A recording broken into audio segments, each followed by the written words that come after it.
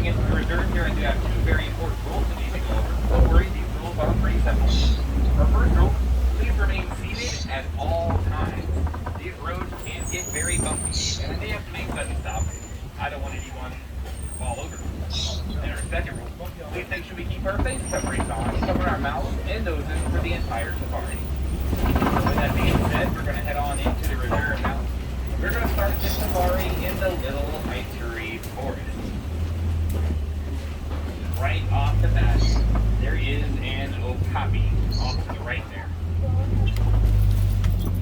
One of the first things you're going to notice about the okapi is the zebra-like pattern that they have on their legs. That does lead many people to believe that they are related to zebras. That is not true. The okapi is actually the only known relative to the giraffe. They have a very similar head to a giraffe. That's how they found out that they are related. They also have a very long tongue, just like a giraffe does. They can use that tongue to help pull the leaves off the trees and the bushes. In fact, an okapi's tongue is so long that it can lick its own eyeball. The beautiful orange antelope kind of hiding in the trees back there are bongos. The bongo are known as the ghost of the forest because they are very shy. But when they're hiding amongst the trees and the bushes, their colors are going to blend them in, making them very tricky to see. Coming up on the left here is a black rhino along that clay wall. Black rhinos were poached near to extinction, with their numbers reaching close to only around 5,000 left. And they are poached for that horn in there. But a rhino's horn is made out of keratin, the same thing that our hair and fingernails are made of.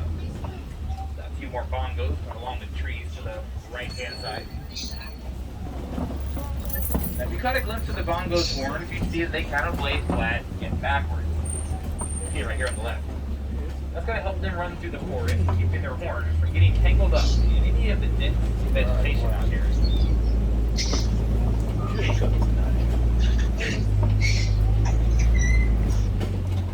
The tall tan antelope up on the hills to the left are greater kudu.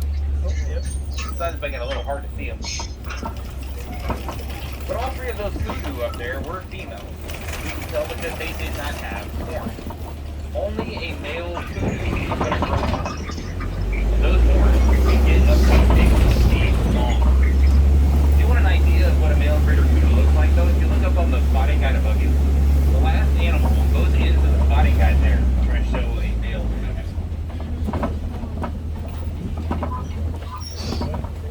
We're coming up on the Softy River. And a lot of the animals that live around here spend most of their time in or around the water. Just like those two hippos in the corner of the cove. A little tricky to see because they are completely underwater except for their noses.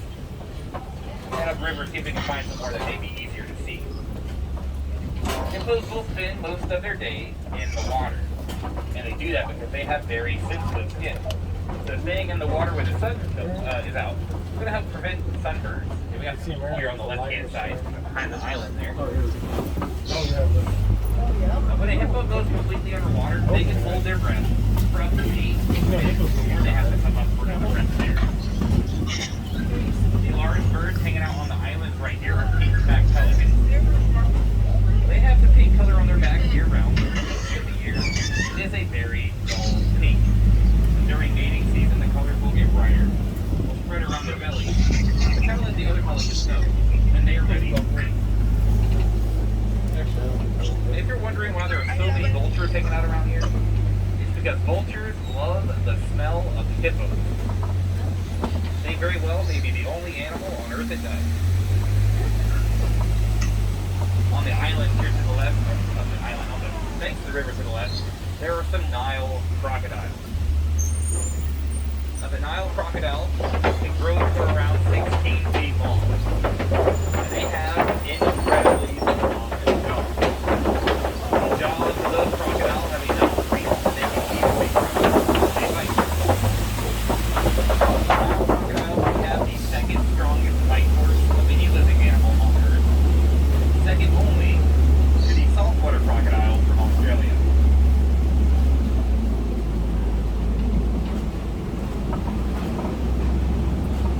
We're going to start making our way over to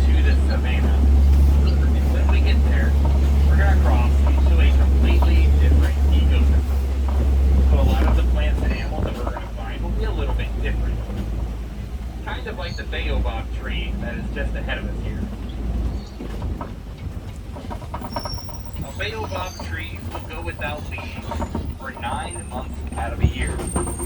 Doing that helps conserve water. Thousands of gallons of water can be stored in the massive trunks they have. And a lot of the animals out here know that. Rhinos and elephants use baobab trees like that as a water source during the dry season, using their horns and sharp tongues pierced into the trunk of the tree, getting to the water inside. Looking across the savannah as we're making our way down here, I can see animals kind of scattered throughout the area.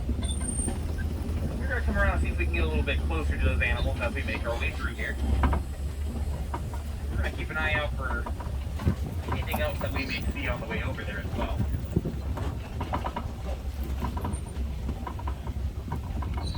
A lot of the animals they call the savannah home are some of Africa's most noticeable. You'll find animals like giraffes, elephants, lions, cheetahs, zebras, animals like that, all call the savannah home. Savannah's animals that may need the wide open spaces that the savannah provides, whether that may be from their large size, their large group size, or how fast they are.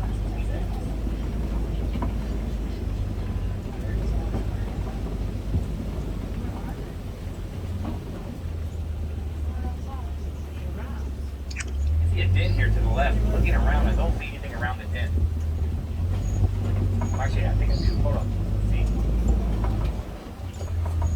Let's see.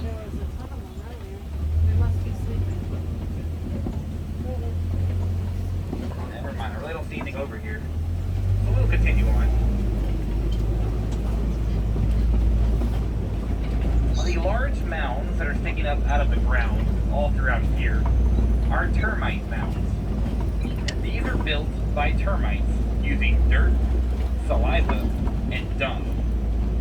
Sometimes they can get up to 30 feet tall. And baking in the sun is going to make them as hard as concrete. So other animals are going to use them. Larger animals like a giraffe or an elephant will use the big ones like a scratching post. And smaller antelopes can climb up on top of the shorter ones to keep an eye out for any potential danger. Predators can also jump up on top of them too to keep an eye out for any potential prey. That's good hiding, huh? Yeah, it seems like all the animals are kind of hanging out on the hills off to the left here. So we'll go join them over there. A little bit closer to look at them. Out there I can see a herd of wildebeest as well as some ancole cattle. The ancole are the animals with those really large horns. And they are the only domesticated animals that you're going to find out here. Farmers will release them out onto the savannah during the day to graze on the grass. They'll bring them back to the farms at night, better protect them from predators. They do most of their hunting at night. So those horns look like they would be very heavy. But there's actually a honeycomb structure on the inside of that horn, which will make it much lighter for them, because it is kind of hollow. The only part of the horn that is completely solid is just the last couple inches at the very tip of the horn.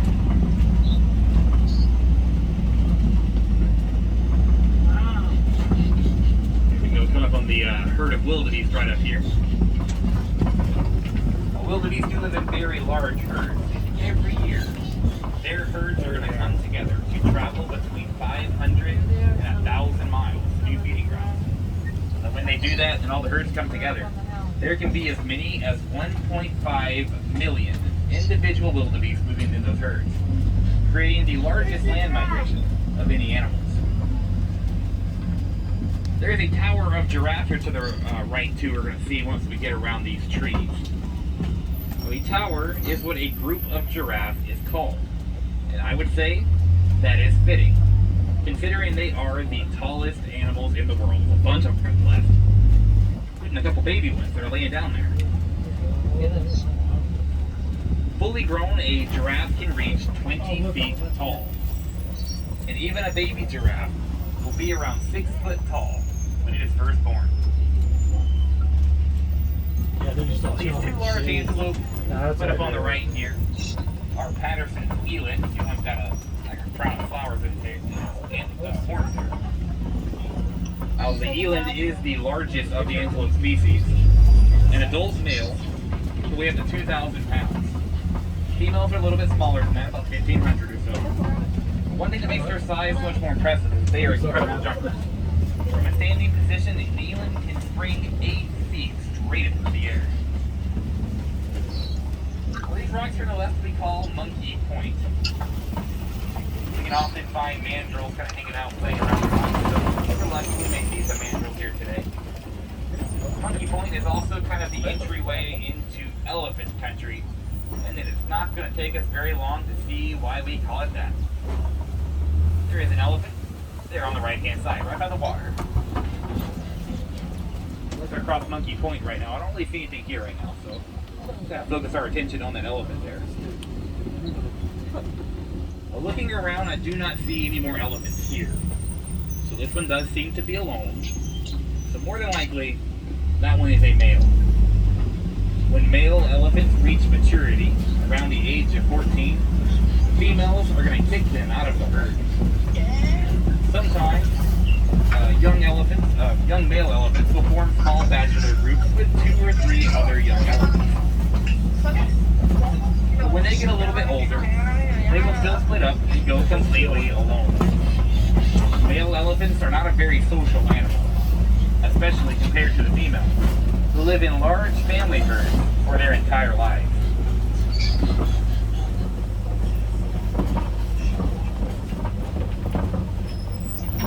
We'll move a little bit deeper into elephant country and we'll see if we can find some more.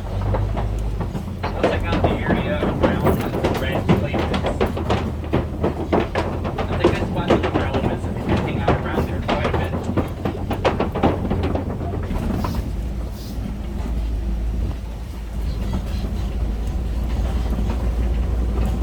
The elephants are going to hang out around clay pits like these because they do eat red clay.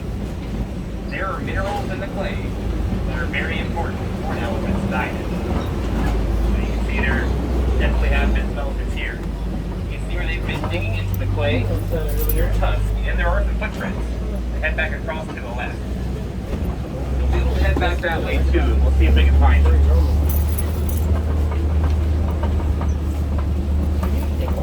Now, over in Kenya, there was a bit of a conflict that was starting to arise between elephants and farmers. That's because the elephants were coming onto the farm and eating all of the crops. The farmers started trying to find ways to keep the elephants away, but not hurt them. They started doing some research, and they found out that elephants are afraid of bees.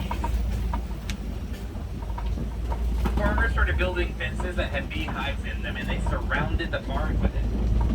And that did keep the elephants away. It keeps the farmer's crops safe, and they can sell the honey, so it's a win-win for the farmer. But most importantly, the elephants are kept away in a safer manner that does not hurt them. We'll head down to the watering hole here. We'll get a better vantage point into the area, see if there are any elephants that may be hanging out around here.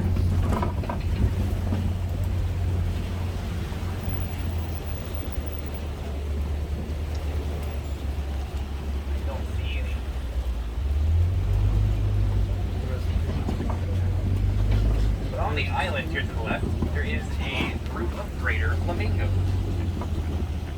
Now the greater flamingo is the largest, the lightest colored pink of all the flamingo species. And they will get the pink color from the briny shrimp that they eat. The shrimp is rich in beta carotene. That is what helps bring the pink color out. You may see there's a few flamingos in that group there that have no pink coloring at all, or they have splotches. Those are younger ones. They will start to get their pink color in when they get a little bit older. They start to get some more of that beta carotene in their system.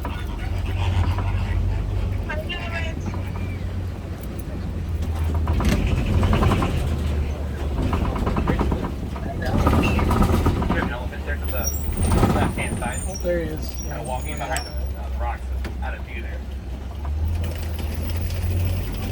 See how far back that goes up? It's their territory. That is a very large mud wallow on the left right there. That is a very good sign that there have been rhinos here. Rhinos love to roll around in mud. And they will do that because they use mud like sunscreen. Up on the right here, out of the trees, there is a waterbuck. Another one kind of grazing in that tall grass. Now, the waterbuck have a very interesting defense mechanism to help protect them from predators. They have a very delicate smell, to put it nicely. They smell very bad. So bad that most predators are not going to eat them unless they're very desperate. Even then, they'll probably think about it twice.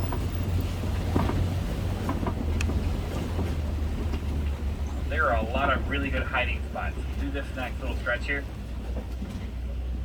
Good spot for animals, good spots for the animals to kind of try to escape the sun for a little bit. And to kind of try to hide from view. It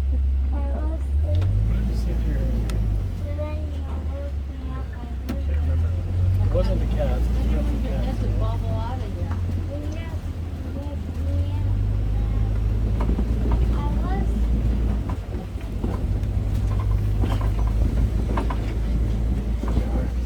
There's a cheetah laying on the hill here to the left. Oh, yeah, it is. The cheetah is the fastest animal in the world on land. There's two Two of them are actually. Oh, right there. They can run at speeds of up to 65 to 70 miles per hour. They cannot hold the speed for very long, just a couple hundred yards or so. They're definitely more of a sprinter. Also, cheetahs are the only members of the big cat family in Africa that are only going to hunt in the daytime. That's because they rely solely on speed and agility, not so much strength. So hunting in the daytime kind of eliminates the competition from these larger, stronger big cats that do most of their hunting at night, like lions and leopards. The rock formations on the left here are known as copies. And a lot of times you can find predators around copies like these because they can use them as a lookout. They can climb up on top to keep an eye out for things that may be potential danger, as well as any potential food. We'll head around here, the back side of the rocks, make sure there's nothing hiding back there before we continue on. In the clearing to the right there, you see those white and brown antelopes. Those are scimitar horned oryxes. The smaller brown one is a waterbuck. We're going to go around into that clearing in a moment, so we'll see those animals again. First, like I said, let's check out the back side of these rocks to make sure there's nothing hiding back here. Oh, yes there is. There is a lion laying down on the edge of the rock right there on the left. Oh, he's right there. Doing what a lion is going to do for most of the day. Sleep. Around 16 to 20 hours of a lion's day will be spent resting and sleeping, conserving their energy for when they do their hunting a little later on, usually at night. Lions are big fans of night hunting, so they do have such excellent night vision, so they can use that darkness to their advantage. I don't feel. See some warthog burrows here to the left. Looking around, I don't see any warthogs. I can tell these are warthog burrows though because they are very large. The warthog is the largest burrowing animal.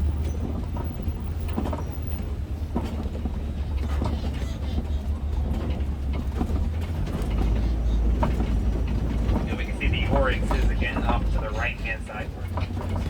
Now the scimitar horned oryx can go a very long time without water if they need to. They can go 9 months after drinking just a few drops of water. And one of the things that helps them do that, they are not going to break a sweat until their body temperature reaches 115 degrees. So they are perfectly well adapted for living in very hot and very dry environments.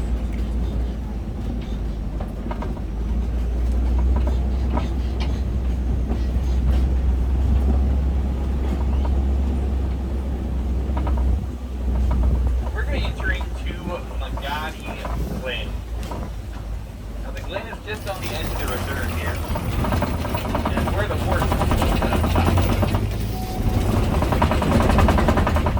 have been working closely with nearby villages and farms, finding ways that they can help like friendly neighbors.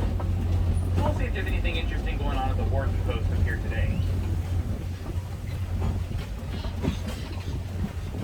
Ooh, it looks like the Warden is watching over some Nigerian dwarf goats here. See these cute little goats in the fenced-in area there on the left? Well, those cute little goats are fully grown, which means that they are going to remain that adorable for their entire life. The wardens are watching over the goats, and they'll send the milk to the nearby villages. They have a very sweet and nutritious milk, great protein milk.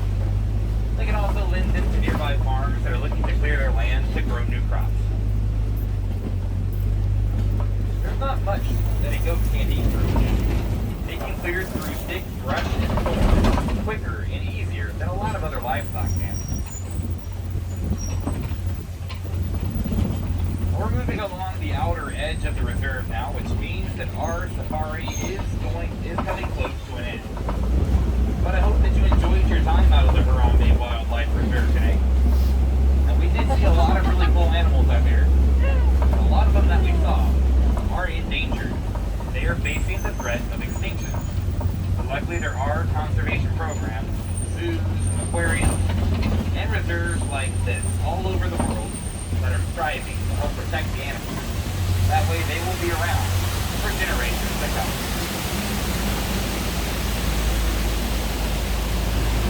If you'd like to see some more animals up close and at your own pace today, you can check out the Gorilla Falls Exploration Trail.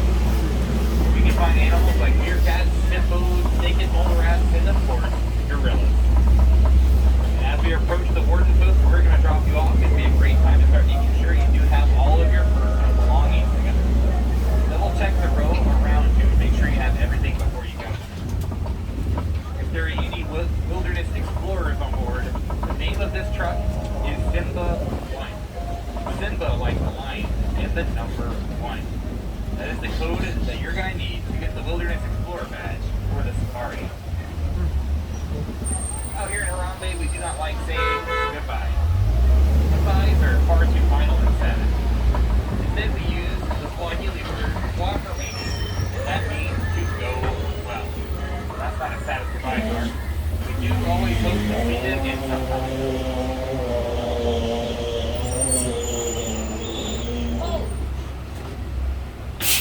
Friends on the right, watch your hands, arms, feet, legs, those doors wide open, and watch your step.